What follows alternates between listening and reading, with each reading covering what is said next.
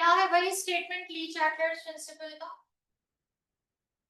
If a constant or stress is applied in a direction of equilibrium, then equilibrium shifts position. आगे क्या है?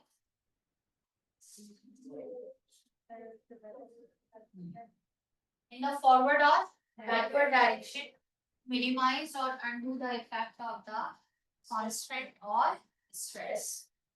आप इस बात को ना किसी भी तरह, अब आपको लिखकर तो आना नहीं है कि मैं आपसे कहूँ ना ही बड़ा पर्टिकुलर स्टेटमेंट होना चाहिए। हम आपसे वहां पर किसी भी तरह डिफरेंट ऑप्शंस बनाकर पूछें कि ली चार्टर्स प्रिंसिपल क्या है, तो आप कहेंगे एक सिस्टम इक्विलिब्रियम पर है और इक्विलिब्रियम पर आपने फैक्टर चेंज किया तो उसका क्या इफेक्ट होगा, वो इफेक्ट डिसाइड करेगा रिएक्शन। रिएक्शन कहेगा फॉरवर्ड जाना है, रिएक्शन कहेगा बैकवर्ड जाना है। और इसका मतलब ये है कि फॉरवर्ड और बैकवर्ड जाने पर रिएक्शन की पोजीशन क्या होगी, चेंज। और वो तब तक चलती रहेगी जब तक फैक्टर का इफेक्ट मिनिमाइज ना हो जाए, सही, या फिर खत्म ना हो जाए।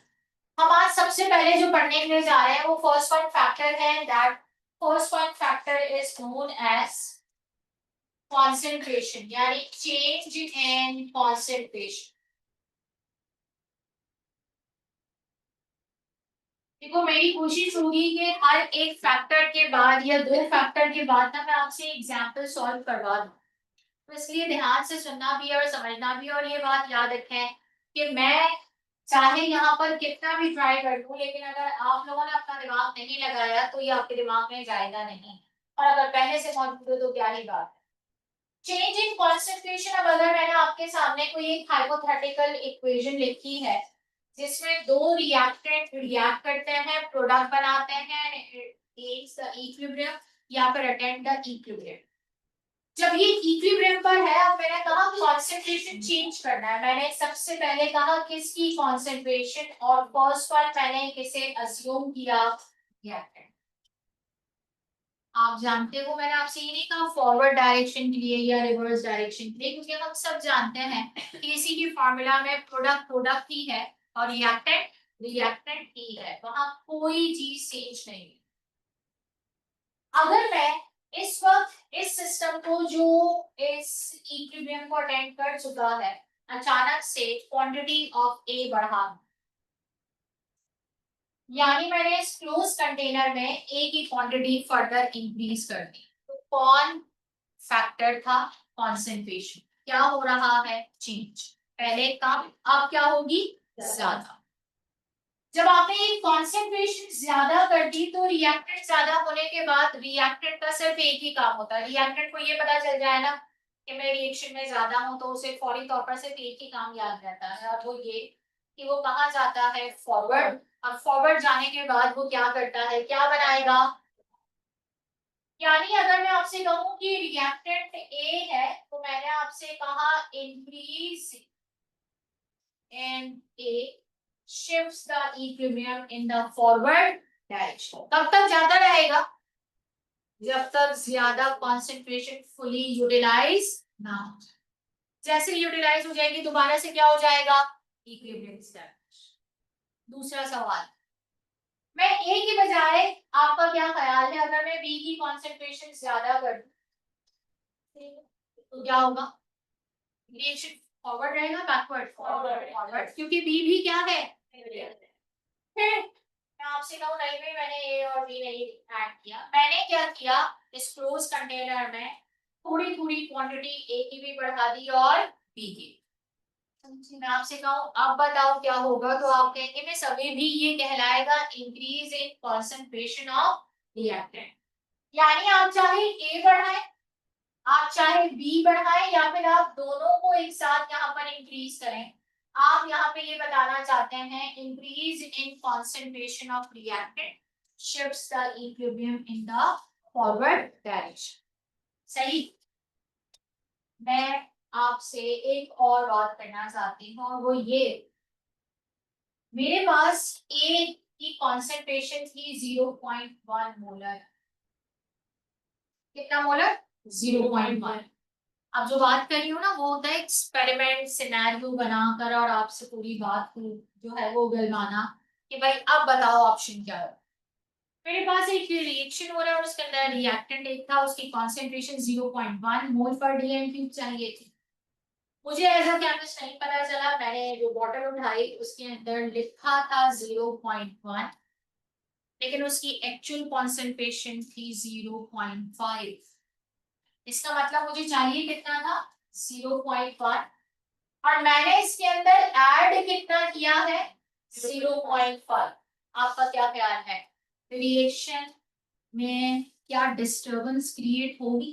पहले तो यस और नो। यस। तो क्या ये कॉन्सेंट्रेशन ज्यादा हुई या कम? ज्यादा। कॉन्सेंट्रेशन ज्यादा होने का मतलब ये होता है सॉल्यूट ज्यादा, सॉल्वेंट कम, यानी पार्टिकल ज्यादा हो गए। फिर उसके बाद हम मजीद आगे बढ़ते हैं, जब कॉन्सेंट्रेशन इस तरह से भी बात की जाए, एडिशन ऑफ रिएक्टेंट ना कहा जाए, इंक्रीज इन कॉन्सेंट्रेशन ये भी तो है। इसका मतलब है आप इस सिचुएशन में भी कहेंगे रिएक्टेंट ज्यादा हो गया और रिएक्टेंट में पार्टिकल ज्यादा है। इसका मतलब है कि ये भी रिएक्शन को किस डायरेक्शन में लेकर जाएगा। और क्या ये बात समझ आती है? चाहिए था 0.1, गलती से मैंने उठा लिया 0.01। इस बार कॉन्सेंट्रेशन ज्यादा हुई या कम? कम। तो क्या फॉरवर्ड जाएगा? तो कहाँ पड़ा रहेगा? बैक पर।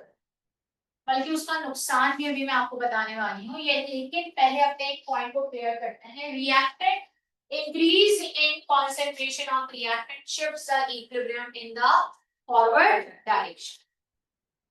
फिर मैंने यहाँ पे लिखा डिक्रीज। डिक्रीज की अगर मैं आपसे बात कर दूं कि मैं किसी भी रिएक्टेंट को डिक्रीज कर दूं, फॉर एग्जाम्पल सुनते हैं समझते हैं। आप सब सल्फर डाइऑक्साइड की ऑक्सीडेशन कांटेक्ट प्रोसेस में पढ़ के आए हो और आप जानते हो रिवर्सिबल रिएक्शन। उसमें ज्यादा आसान ये था, मैं फॉरवर्ड रखने के लिए मेरे लिए वहां पर फेवरेबल कंडीशन क्या है, मेरे लिए वहां पर आसान तरीका क्या है, सल्फर डाइऑक्साइड से सल्फर ट्राइऑक्साइड बनाना। इन दोनों रिएक्टेंट में से मुझे क्या प्रोवाइड करना आसान है, ऑक्सीजन, है ना, चीप है, लो प्राइस पर है, एयर भी दे देंगे तो काम चल जाएगा, और हम टाइमली कंटेनर में किसकी क्वांटिटी बढ़ाते रहे, ऑक्सीजन। तो हमें फर्दर इनपुट नहीं लगाना पड़ रहा है, लेकिन हमारा आउटपुट बहुत अच्छा निकलेगा, क्योंकि ऑक्सीजन टाइमली ज्यादा होने की वजह से रिएक्शन क्या होता रहेगा, फॉरवर्ड, और ज्यादा क्वांटिटी में हमें क्या मिलेगा, सल्फर ट्राई ऑक्साइड। अच्छा, लेकिन मेरी सप्लाई, मैं तो समझ रही हूँ कि ऑक्सीजन सप्लाई दूसरे कंटेनर से जा रही है, पता ये लगा कि वहां ऑक्सीजन सप्लाई जा ही नहीं रही। थोड़े टाइम के बाद जब मैंने जाके देखा तो पता चला कि वहां ऑक्सीजन सप्लाई कट ऑफ है। ऑक्सीजन सप्लाई अगर कट ऑफ है तो क्या नुकसान हुआ होगा, मैं एज अ केमिस्ट ये समझ रही होंगी कि बन रहा है सल्फर ट्राइऑक्साइड, जबकि वहां पर कुछ और ही काम हो चुका है। जितना सल्फर ट्राइऑक्साइड है ना, अब वो ज्यादा है, और रिएक्टेंट साइड क्या है, कम। जो चीज ज्यादा होती है वो कम की तरफ ट्रेवल करेगी ताकि उसको भी बैलेंस कर दे। तो प्रोडक्ट दोबारा से क्या बना देगा, रिएक्टेंट। और जब प्रोडक्ट रिएक्टेंट बना दे तो हमारे लिए रिवर्सिबल रिएक्शन का सबसे बड़ा नुकसान यही है कि अगर आपके पास कोई रिएक्शन था और वो रिवर्सिबल था और वो बैकवर्ड आ गया, इसका मतलब है मैंने जितना भी अपना आउटपुट या अपना इनपुट या जितना मटेरियल लगाया था वो सारा का सारा यहाँ पे क्या हुआ, जाया। इसका मतलब decrease in concentration of reactant कभी भी फॉरवर्ड नहीं रहता है, हमेशा क्या रहेगा, यानी या तो कोई रिएक्टेंट हम समझ रहे हैं कंटिन्यूअसली सप्लाई पर है, नहीं हो रहा, या फिर मुझे जितनी पर्टिकुलर कॉन्सेंट्रेशन चाहिए थी उससे कम कॉन्सेंट्रेशन अगर मैंने ले ली तो बजाय प्रोडक्ट बनने के रिएक्शन दोबारा क्या बना देता है, रिएक्ट। नंबर 2, ये बात मैं रिएक्टेंट के लिए ना पढ़ लूं बल्कि मैं किसके लिए पढ़ लूं, प्रोडक्ट। आप लोगों का काम है कि आप लोग मेरे साथ इसे फिर से इंक्रीज और डिक्रीज की सिचुएशन के अंदर थोड़ा सा सुनेंगे और समझेंगे।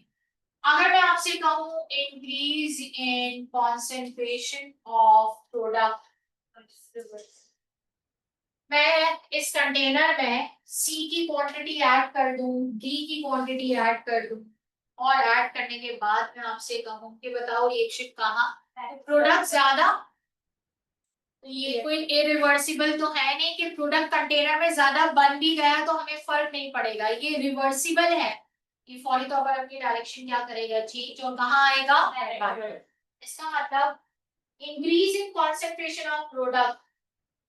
अगर मैंने टाइमली उस कंटेनर से सल्फर ट्राइऑक्साइड को नहीं निकाला तो ये रिएक्शन दोबारा से क्या बना देगा, रिएक्टेंट। उस क्लोज कंटेनर में जो सल्फर ट्राइऑक्साइड बन रही है वो कंटिन्यूअसली सप्लाई के जरिए दूसरे कंटेनर में चली जाए। आप लोगों ने कॉन्टेक्ट टावर सबने देखा है, सही है, एफिल टावर की बात नहीं, सही, मक्का टावर की बात नहीं, सही, मैंने आपसे किसकी बात की, कहाँ देखा है, बुक में, सही है, सल्फ्यूरिक एसिड की फिल्ट्रेशन।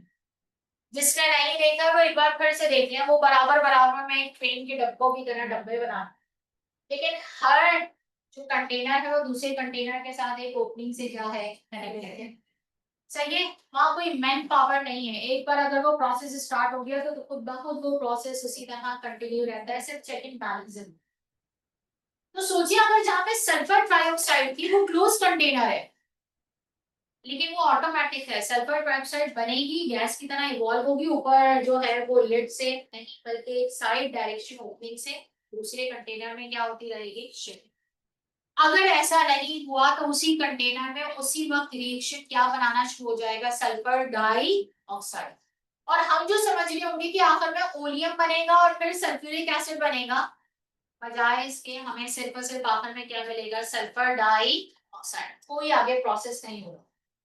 तो increase in concentration of product shifts the equilibrium in the backward और reverse direction।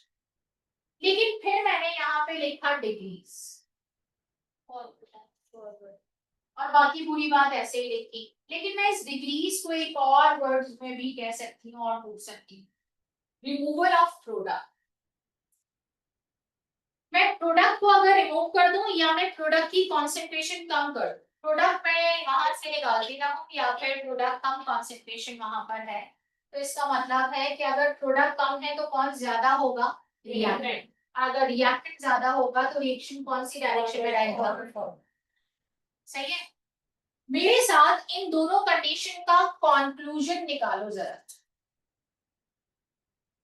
कंक्लूजन किसे कहते हैं, एज अ केमिस्ट तुम लोगों को डिसाइड करना है कि मुझे यहाँ पे कौन सी कंडीशन का ख्याल रखना है ताकि maximum yield of sulphuric acid बने। किसकी बात की मैंने, maximum yield of sulphuric acid. Sulphuric acid यहाँ कहीं पर भी नहीं, लेकिन सल्फ्यूरिक एसिड की फॉर्मेशन किस पर डिपेंड करती है, SO3। जितना SO3 बनेगा ज्यादा उतना ही कौन बनेगा, sulphuric acid. To obtain the maximum yield of the product, हमें इन दोनों में से कौन सी दो बातों का ख्याल रखना होगा as a chemist. Number one, increase in concentration of reactant, आप रिएक्टेंट को सप्लाई करते हैं, और दूसरा क्या है, increase in concentration of product. हो गया ना ये काम, दोनों ही हमारे लिए फेवरेट। आप सोचो एज एन इंडस्ट्रियलिस्ट, उनकी सोच क्या होती है, हमें मटेरियल ना लगाना पड़े, हमें फर्दर पैसा ना लगाना पड़े, लेकिन हमें ज्यादा से ज्यादा क्वांटिटी जो है वो मैक्सिमम यील्ड या फायदा या प्रॉफिट बने। दो कंडीशन हमने निकाल तो ली कंक्लूजन में, एक लिखा हमने इंक्रीज इन रिएक्टेंट और दूसरा क्या लिखा हमने, डिक्रीज इन प्रोडक्ट। इन दोनों कंडीशन पर आपके पास रिएक्शन हमेशा कहाँ रहेगा, फॉरवर्ड, और ज्यादा से ज्यादा क्या बनाएगा, प्रोडक्ट। बताओ एज एन इंडस्ट्रियलिस्ट तो इसमें से किसे डिसाइड करूं, फर्स्ट वन या second one, increase in reactant या decrease in product, decrease in product. कुछ नहीं करना, कोई चीज ऐड नहीं करनी है, सिर्फ प्रोडक्ट को टाइमली निकाल दें, तो इसका मतलब है प्रोडक्ट मुसलसल क्या होता रहेगा, कम, और रिएक्शन फास्ट होता रहेगा। सही है, ये मैंने क्यों कहा, वो जो होता है ना बेस्ट वन आंसर, तो उसमें भी आपको देखना है, लेकिन ये दोनों कंडीशन ये बताती हैं कि रिएक्शन इन दोनों की वजह से हमेशा कहाँ रहेगा, फॉरवर्ड। क्या ये बात सबको समझ आती?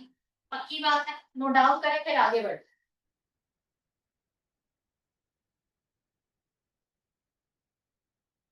और जिसे बातें करनी है खुदारा उठकर बाहर चले जाएगा, मुझे बार बार बोलने का मौका मत दीजिए।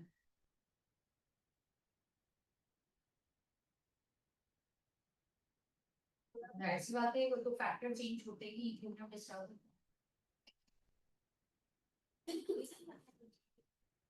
इसमें तो अभी तक इक्विलिब्रियम एस्टैब्लिश ही नहीं हो रहा ना, आप मुसलसल या तो रिएक्टेंट को बढ़ाए जा रहे हैं या फिर प्रोडक्ट को कम किए जा रहे हैं, इक्विलिब्रियम तो डिस्टर्ब हो चुका है।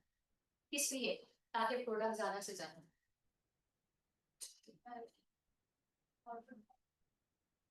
रिएक्टेंट डालेंगे तो प्रोडक्ट बनेगा, प्रोडक्ट निकाल देंगे रिएक्टेंट ज्यादा, रिएक्टेंट का नाम ये है प्रोडक्ट।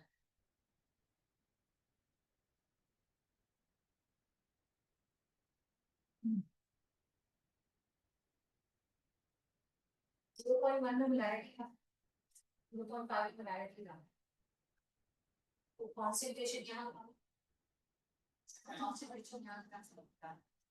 ये किसी रिएक्शन में एचआई लेना है, कॉन्सेंट्रेशन से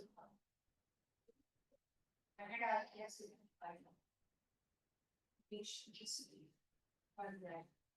फॉरवर्ड डायरेक्शन, कॉन्सेंट्रेशन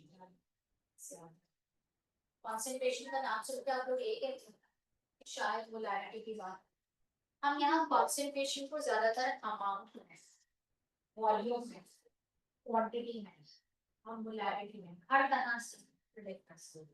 डिपेंड करता है रिएक्टेंट किस कंडीशन, सॉलिड है अमाउंट ज्यादा होगा, 1 किलोग्राम डालना था 2 किलोग्राम से, रिएक्टेंट किसी भी तरह से ज्यादा, रिएक्शन हमेशा कहाँ जाएगा, और प्रोडक्ट किसी भी तरीके से कम होता जाए तो भी रिएक्शन हर हाल में कहाँ रहेगा, फॉरवर्ड रहना ज्यादा सुटेबल, बैकवर्ड आना सुटेबल। आप कुछ कह जी बिल्कुल ऐसे ही लिखा है आपको डॉक्यूमेंट।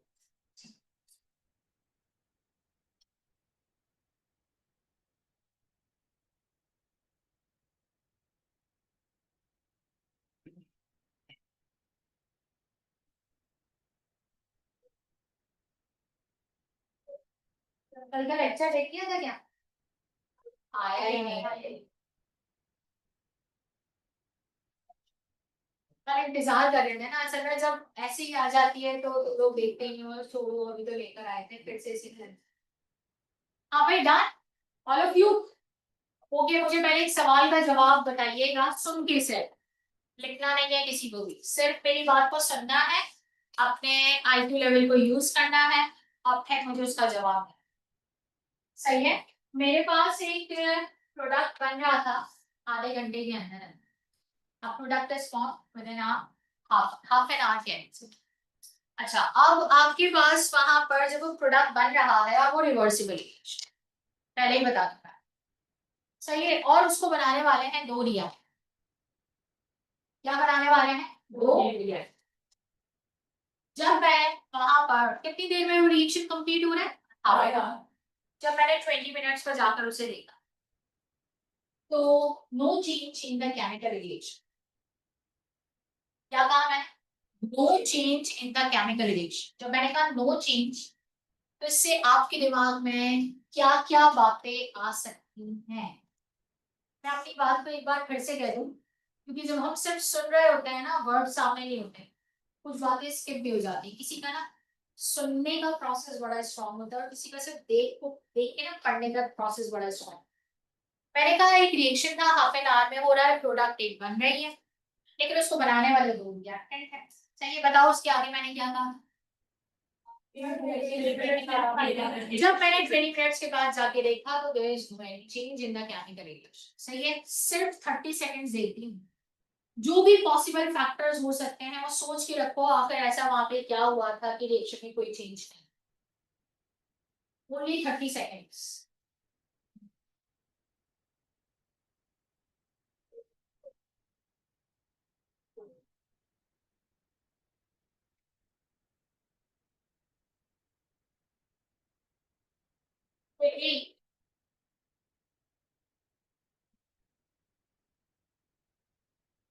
चले जी, टाइम अप। कौन बताएगा पहले खुद से?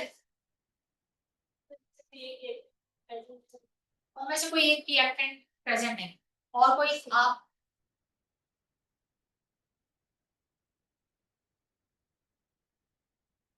देखो प्रोडक्ट का मैंने बताया, इसका मतलब है प्रोडक्ट मौजूद है। हम प्रोडक्ट कहां से निकाल के जा रहे हैं? No change.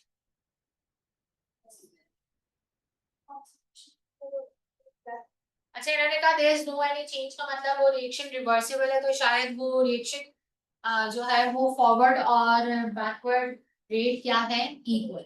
और कोई आप?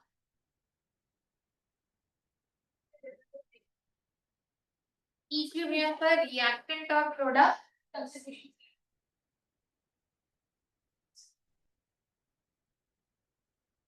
एग्जैक्टली है ना ये। टी चार्टर्स प्रिंसिपल तक आ गए हो, अगर हम आज भी ये कहेंगे कि इक्विलिब्रियम पर concentration of reactant and product same होती है, तो हम गलत बात कह रहे हैं, है ना? कुछ गलत बात कह दी आपके बराबर में जो है। यस, वो नो चेंज का मतलब जस्टिफाई करो, वहां पे ऐसा क्या काम हुआ कि there is no any change?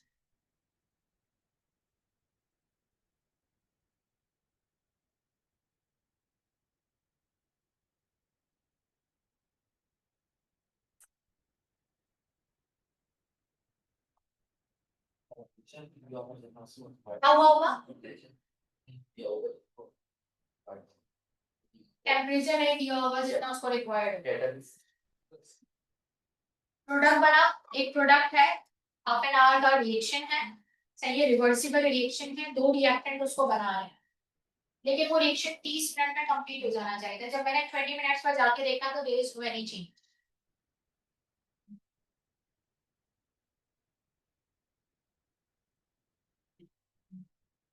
कौन सी कंडीशन?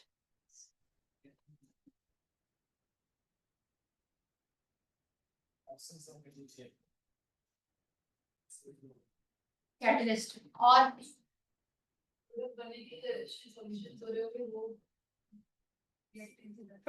के लिए रिएक्शन कोलिजन या रिएक्टेंट कोलिजन हो रहे होंगे, वो स्टॉप हो गए, ये कहने का मतलब है कम, मतलब स्लो हो रहा है। अच्छा, और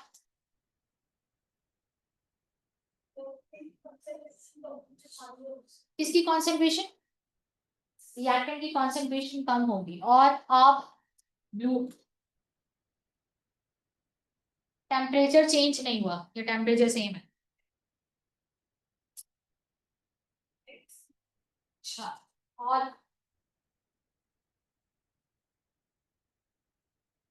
टेम्परेचर की वजह से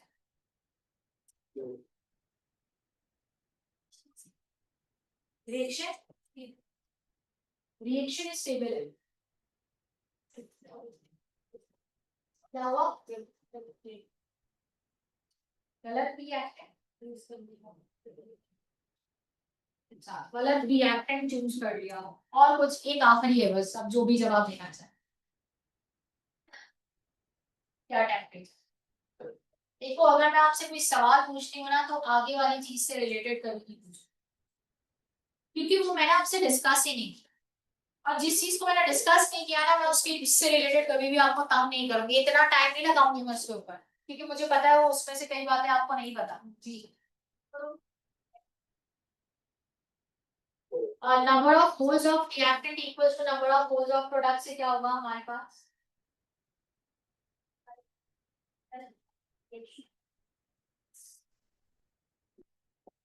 अच्छा, तो हमने कैलकुलेट किया है। आप ना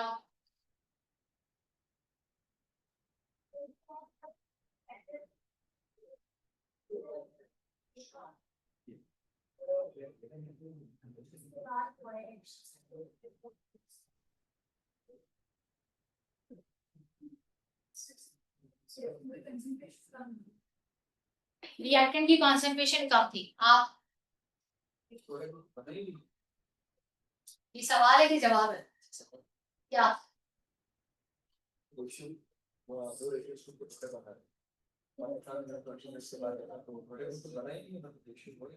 नहीं, सवाल की वर्डिंग मैंने आपको बता दिया, अब तो प्रेडिक्ट तो आपको करना है।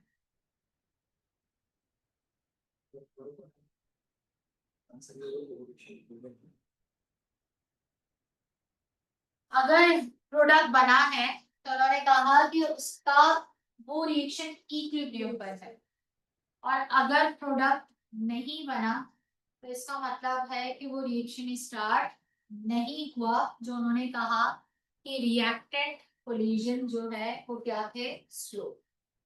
सवाल में ही आपके पास हेड मौजूद था। मैंने कहा एक प्रोडक्ट बनाना है जिसको बनाने के लिए दो रिएक्टेंट चाहिए, रिएक्शन रिवर्सिबल है, 30 मिनट में ये रिएक्शन कंप्लीट होगा। 20 मिनट में जब मैंने जाके देखा तो वहां कोई चेंज नहीं है।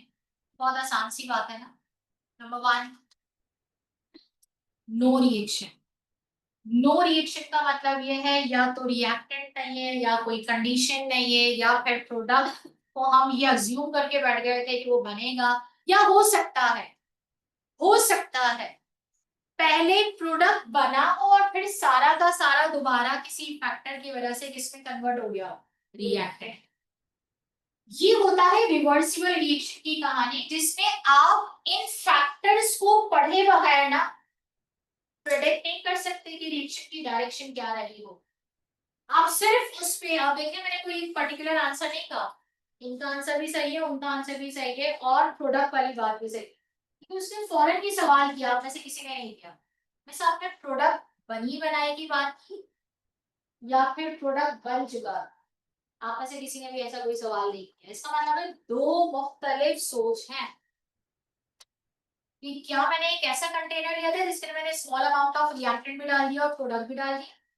लेकिन जब मैंने वर्ड्स कहे थे तो मैंने बड़े क्लियर कहे थे कि एक प्रोडक्ट बनाना है और उसको बनाने के लिए दो रिएक्टेंट है, 30 मिनट में रिएक्शन होगा, 20 मिनट के बाद देखा तो नो चेंज। इसका मतलब है कोई फैक्टर नहीं है, इसका मतलब है रिएक्शन नहीं हुआ, इसका मतलब है प्रोडक्ट बना हो और शायद दोबारा से कहा आ गया हो, रिवर्स। ये होती है एक आसान सी बात, लेकिन इसको देखें प्रिटेंड कैसे किया जाता है, मुश्किल अल्फाज।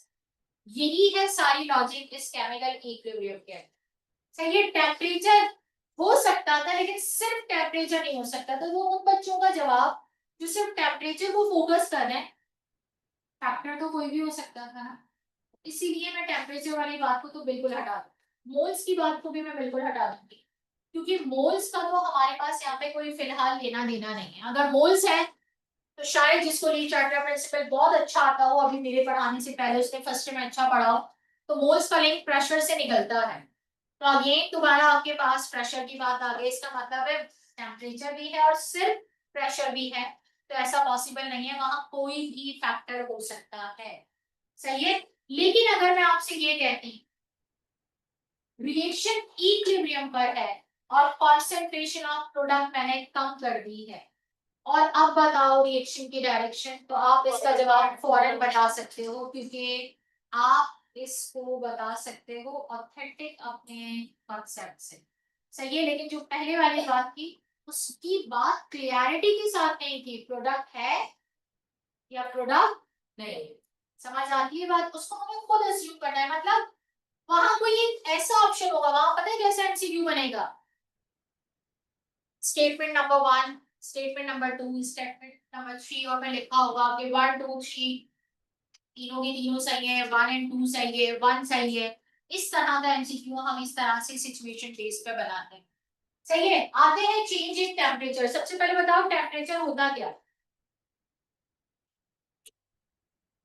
आवाज नहीं आई। ये तो डायरेक्टली प्रोपोर्शन हुआ ना टेम्परेचर के, वो डायरेक्टली प्रोपोर्शन है इसके एवरेज काइनेटिक एनर्जी। लेकिन टेम्परेचर खुद क्या है, इंटरनल एनर्जी, यानी जिसकी इंटरनल एनर्जी ज्यादा हो उसका टेम्परेचर ज्यादा है। इसका मतलब फीवर की हालत में हमारी इंटरनल एनर्जी ज्यादा हो, या हमारे बॉडी में केमिकल कंपाउंड्स की इंटरनल एनर्जी ज्यादा हो। आप ही लोगों ने दिया है, मैं कोई रट के तो नहीं आई थी, आप लोगों ने मुझे मौका दिया, मैंने उससे सवाल पूछ लिया कि अगर फीवर की कंडीशन में हो तो मेरी इंटरनल एनर्जी ज्यादा है। पता नहीं आप लोगों की ज्यादा होती होगी, मुझसे तो काम नहीं होता। सही है। मैं थोड़ी सी बीमार फील कर रही हूँ। सही।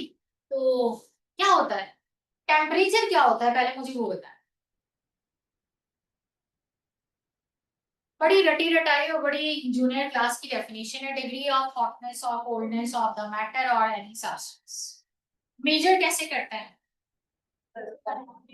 इंडस्ट्री में टेम्परेचर कैसे प्रोवाइड करते हैं? किसी रिवर्सिबल रिएक्शन को क्लोज कंटेनर में मुझे करवाना है तो टेम्परेचर की बात मैं कैसे करूं कि वो मेंटेन रहे? कहाँ करवाऊंगी मैं वो रिएक्शन? ओपन कंटेनर, तो क्लोज कंटेनर का भी टेम्परेचर मेंटेन रखा होगा ना? कैसे मेंटेन रखा होगा? मुसलसल हीट करते हुए या फिर आइस क्यूब्स ऐड कर दिए हैं, क्या किया होगा? वॉल्स क्या रखी, उससे क्या फर्क पड़ेगा? और कंडक्टर बेस या हीट करते है? नहीं नहीं, मेरे सवाल का जवाब बोर्ड पर लिखा हुआ है, मैंने सल्फर डाइऑक्साइड वाली बात यहाँ से रिमूव नहीं की। मैं आपको कितना भी कह दूं ना, हेबर्स प्रोसेस और कॉन्टैक्ट प्रोसेस में से भरपूर सवाल आते हैं। याद करो वो जो आपने कंटेनर पढ़ा था, कॉन्टैक्ट टावर ही था ना, इसके अंदर sulphur dioxide in the presence of the catalyst sulphur trioxide में जा रहा है, सही है। और वहां पर जो है वो एस्बेस्टस लेयर मौजूद है और फिर कहता है कि हाँ जी वो आपस में मिक्सिंग करती हैं और ये सब कहानी। क्या आपने वहां पे हीट किया था? क्या आप लोगों ने आइस क्यूब्स ऐड वहां पे लिखा था मैकेनिज्म? तो फिर क्या किया था? वहां लिखा था कि उसकी वॉल्स आइसोलेटेड है, वहां लिखा था कि बेस कंडक्टर है, तो टेम्परेचर कैसे मेंटेन रहा?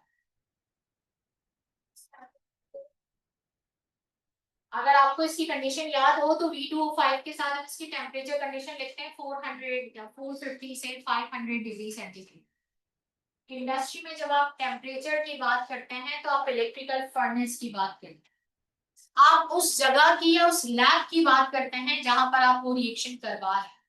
आप वहां का टेम्परेचर मेंटेन रखेंगे तो आप जिस जगह पर भी रिएक्शन करवाएंगे उसका टेम्परेचर ऑलरेडी क्या रहता है, मेंटेन। रूम टेम्परेचर नहीं है वो, या तो इलेक्ट्रिकल फर्नेस होगा या हीटेड फर्नेस होगा।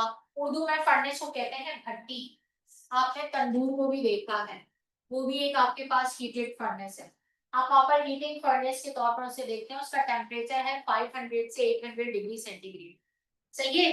रेड ब्रिक से उसे बनाया गया है।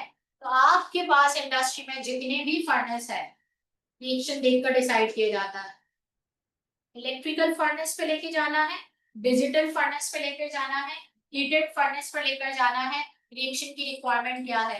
तो वहां टेम्परेचर सिर्फ ऐसे ही नहीं कि आपने कह दिया 45 है तो 45 है, हमें देखना पड़ता है टाइमली फर्नेस का टेम्परेचर मेंटेन है या फिर नहीं।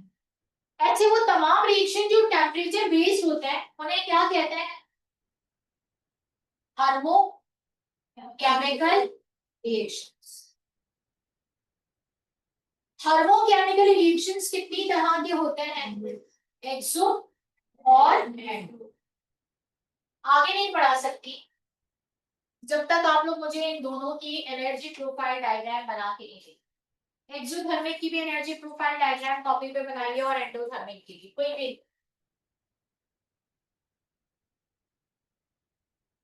एक्सोथर्मिक रिएक्शन में और एंडोथर्मिक रिएक्शन में एनर्जी प्रोफाइल डायग्राम 2 मिनट भी नहीं लगेंगे बनने में।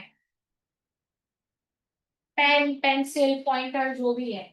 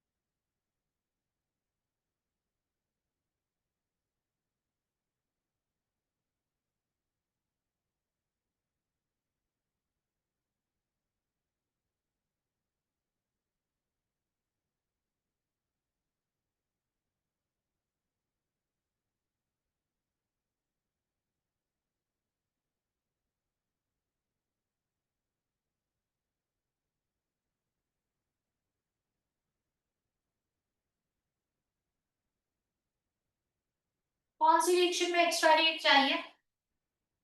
एंडो। तो इसमें रिएक्टेंट की एंथैल्पी कम होगी या ज्यादा? रिएक्टेंट की एंथैल्पी क्या होगी और प्रोडक्ट की क्या होगी? अच्छा, किसमें एनर्जी इवॉल्व होती है? एक्सोथर्मिक। तो एक्सोथर्मिक में अगर इवॉल्व होती है तो वहां प्रोडक्ट की एंथैल्पी कम है या ज्यादा है? कम। और रिएक्टेंट क्या होता है? ज्यादा। ये कॉल किया है मैंने, इसके अंदर मैंने आपके साथ कोई नई बात नहीं की।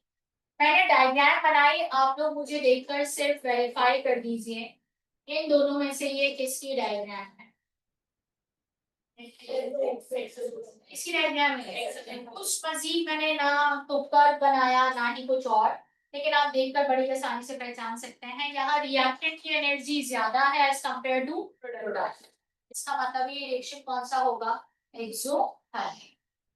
नेक्स्ट आते हैं, मैं यहाँ आपको सबसे पहले जिस रिएक्शन के बारे में पढ़ाने वाली हूँ इट इज एंडोथर्मिक।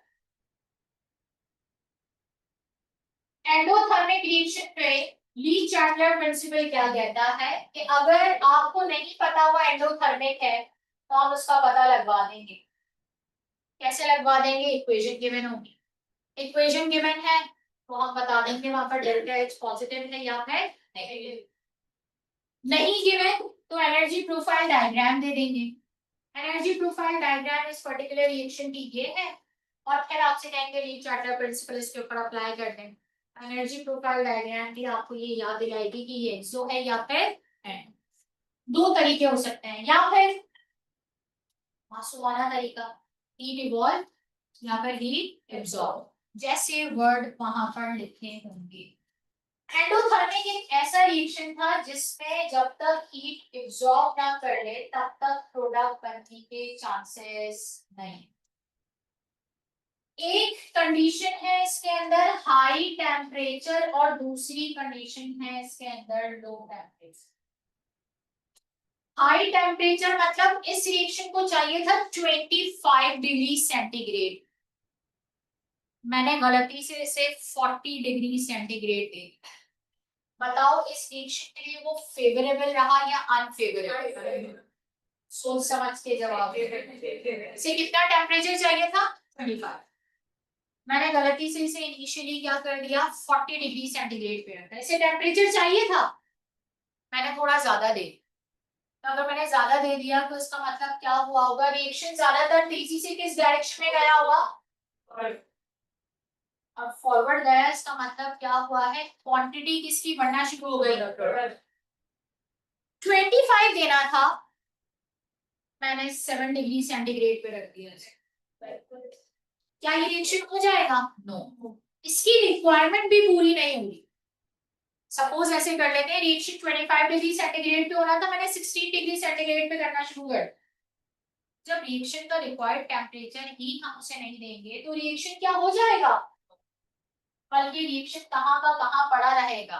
बैकवर्ड। लेकिन ये बात याद रखें, वो रिएक्शन पहले इक्विलिब्रियम पे था ना, आपने अचानक से उसका टेम्परेचर क्या कर दिया? कम। जब टेम्परेचर कम किया तो जितना प्रोडक्ट बेचारे का बना हुआ था वो भी दोबारा से कहाँ आना शुरू हुआ? रिवर्स। सिस्टम इक्विलिब्रियम पर था, 25 पे प्रोडक्ट बन चुकी थी, इक्विलिब्रियम एस्टैब्लिश हो चुका है, लेकिन मैंने अचानक से उस कंटेनर को टेम्परेचर देना शुरू कर दिया 40 डिग्री सेंटीग्रेड। कौन एक्टिव हो जाएगा? रिएक्टेंट। रिएक्टेंट को टेम्परेचर मिलना शुरू तो वो क्या बनाना शुरू हो जाएगा? प्रोडक्ट। रिएक्टेंट को टेम्परेचर मिलना शुरू ना हो तो जो प्रोडक्ट बना होगा वो भी दोबारा क्या बना देगा? रिएक्टेंट। ये कंडीशन हमें कौन बता रहा है? एंडोथर्मिक। यानी मैं आपसे कहूं कि बताओ इस एंडोथर्मिक का कंक्लूजन क्या निकलेगा? तो जरा बता सकते हैं कि इस एंडोथर्मिक का कंक्लूजन क्या है? To obtain maximum yield of product मुझे क्या करना चाहिए? High temperature. लेकिन कंडीशन क्या होनी चाहिए? एंडोथर्मिक। अगर एक्सो हुआ तो काम आप लोग मुझे नेक्स्ट क्लास में खुद बताएंगे, सही है? Endothermic में high temperature favors the formation of maximum yield of product. या for endothermic reaction high temperature favors the forward reaction. सही है? बैकवर्ड रिएक्शन को कौन सपोर्ट करेगा? Low temperature. टेम्परेचर चाहिए नहीं दे, जब नहीं देंगे तो वो रिएक्शन नहीं होगा, और नहीं होगा इसका मतलब है जो प्रोडक्ट बना था वो दोबारा से क्या बना देगा, रिएक्टेंट। चलिए ये मैंने एक बात की, कल तो क्लास नहीं होती थी और बाकी तो है ही। और संडे बड़ा अल्लाह का शुक्र हुआ कि दिल भर के एमसीक्यू देने का मौका मिलेगा। देखिए अल्लाह ताला खुद करवाता है, मुझे नहीं पता था, मैंने तो वीकली के हिसाब से आप लोगों को अनाउंसमेंट की थी और आप लोगों ने कहा चलो थोड़ी बहुत तो होंगे निकल जाएंगे, वो तो पता चला संडे ग्रैंड टेस्ट की वजह से। देखिए जो करवाता है ना अल्लाह ताला करवाता है। तो वो ग्रैंड टेस्ट है और मुझे मौका मिला है एमसीक्यूज देने का, तो मैंने तो भरपूर देने हैं। क्योंकि मुझे इस क्लास का एक एक वीक पॉइंट बहुत अच्छे से पता है, स्टिचियोमेट्री में कहाँ पर क्या कम है, गैसेस में कहाँ क्या ज्यादा है, केमिकल इक्विलिब्रियम में क्या क्या हो सकता है। सही है, तो मैं तो हूँ थोड़ी सी चालाक इस मामले में, मुझे सब पता है। लेकिन एक बात का ख्याल, मंडे जब आप क्लास में तशरीफ लाएंगे,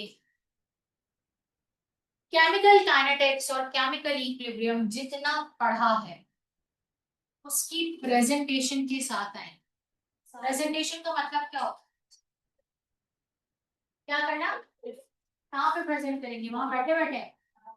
शायद मैंने दूसरी क्लास को माफ कर दिया, माफ करने से मतलब उनको मैंने ऐसे ही कहना चलो क्योंकि बड़ी संगीन सूरत हाल, आप लोगों मैं वहां बैठूंगी सुकून से, कैमरे में उस दिन में मैं नजर नहीं आना, चलिए आप लोग नजर आए, एक एक करके मैं यहाँ पे बुलाऊंगी। और ये याद रखिए अगर उस दिन प्रेजेंटेशन कंप्लीट नहीं हुई, नेक्स्ट डे नहीं हुई तो फिर उससे नेक्स्ट डे, और जो छुट्टी करेगा वो अगले नेक्स्ट 10 लेक्चर्स में यहाँ खड़े होके मेरे साथ क्लास ले, चाहे वो गाजी हो, यहाँ खड़ा होगा वो मेरे साथ, चाहे वो लड़का हो या लड़की। किसकी प्रेजेंटेशन है, केमिकल इक्विलिब्रियम और केमिकल प्रेजेंटेशन का मतलब क्या होता है, बोलना। कोई ये ना कहे आवाज खराब है, कोई ये ना कहे सुबह आते हुए तबियत खराब हो गई थी, तो ये गला खराब है, जानबूझ के एक्टिंग मत करिएगा और खुदारा गिरिएगा। प्रेजेंटेशन में अगर कोई गिरा मैं उठाऊंगी, सही है, फिर मसले मसाइल हो जाए। तो बयान में मान लो जो ऑनलाइन वाले स्टूडेंट है उनके लिए तो खैर क्या ही बात है, लेकिन अगर उसमें से कोई इसमें इन्वॉल्व होना चाहता है तो यकीनन वो वहां पर मुझे एक दिन पहले या फिर उसी दिन मैसेज करे कि मैं हम भी प्रेजेंटेशन में आना चाहते हैं और आप यहाँ पे बैठ कर भी बात कर सकते हैं। सही है, तो उनके लिए भी खुली हुआ है। क्या सबको सुनाई दे रहा है?